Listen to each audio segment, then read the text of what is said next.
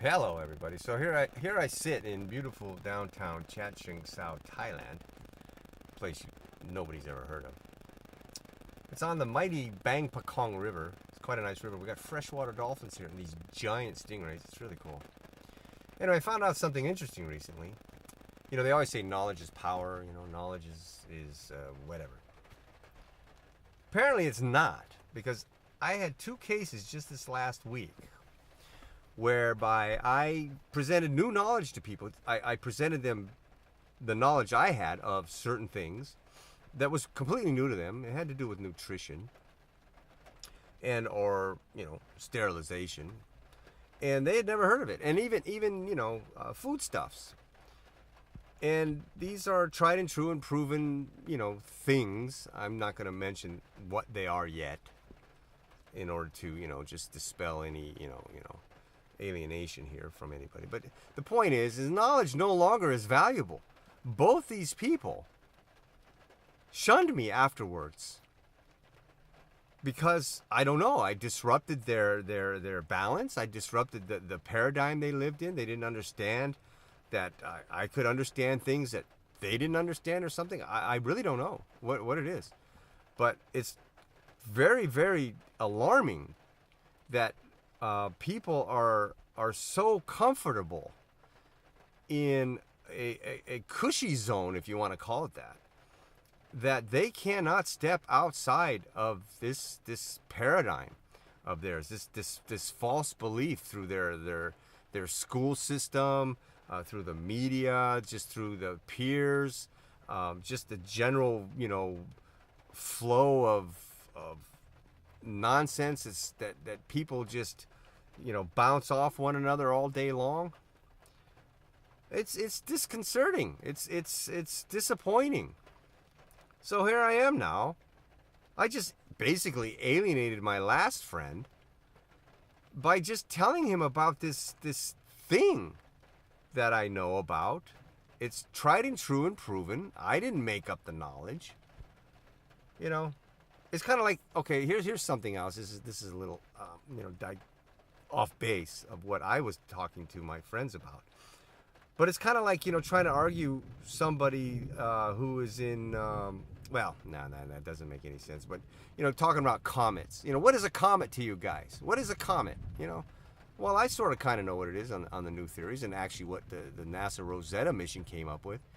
Yet they still call it a dirty snowball, even though they proved it wasn't one. So I don't know. I guess it's still a dirty snowball because they say so, even though they proved it wasn't. When they landed on it, it was a rock. No ice, no snow, no water. So these are things that I just don't understand anymore. I really don't understand. I'm so perplexed. I'm so, flabbergasted. Or I don't know if I'm using the right words even. I just don't understand. What did I do wrong by providing knowledge to these people, to have them literally shun me, absolutely shut down on me? I was supposed to go see a friend this Thursday. He won't let me come over now. Literally. He doesn't want to talk to me. He doesn't want to see me anymore. He doesn't want to, because I disrupted his comfort zone, I guess, with new knowledge, And no way was my knowledge going to supersede his knowledge from his sources. But I got to tell you, a lot of mine comes from the top down. Later on, maybe as I talk more, I'll let you know who actually I have in my family and what they do. And most people don't believe it. That's the funny thing. I come from this family that when I start talking just normal about, oh yeah, my family member, they do this or they do that, or I have friends that do that, or I've done this or that, they don't believe me. I had one person tell me once, no, nobody knows those people. Oh, well, what do you say to that? Anyway, I'm just rambling on. But let me tell you something. It's a shame that knowledge no longer is power, yet digital illusions of wealth, I guess you could say, are. That is money, that people think is money. And it's this this paper that they call money that has numbers on it. Anyway, that's another issue altogether. But that's apparently more important. The more of those you got, it supersedes knowledge. You know, like for instance, okay, I'll give you one case. Most people think that the term survival of the fittest was coined by Darwin. But it wasn't. It was coined by another philosopher, and for whatever reason I've drawn a blank on his name. Now, Herbert Spencer, that was his name. And then it was that but the myth that survival of the fittest was Darwinism was perpetrated by Andrew Carnegie.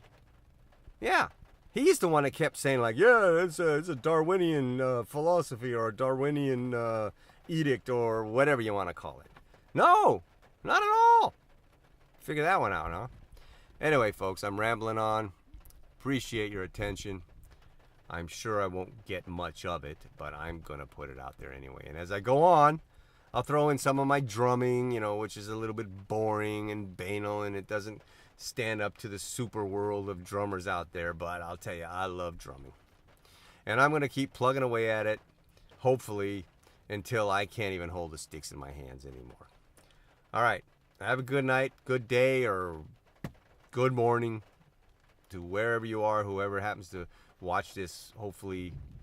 And I will try to do this again, and hopefully maybe entertain you with my drums.